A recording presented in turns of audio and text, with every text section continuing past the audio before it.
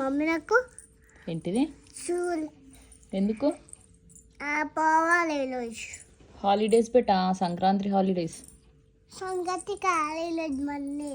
Monday కాదు ఈరోజు Wednesday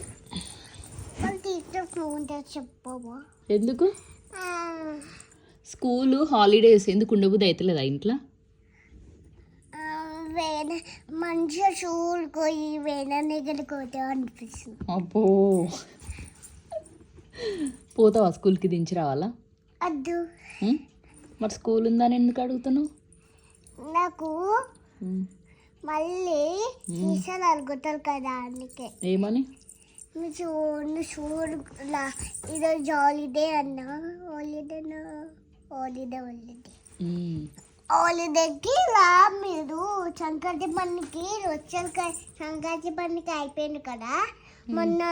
మొన్న రమ్మంటాడు అవునా సరే సరే మంచి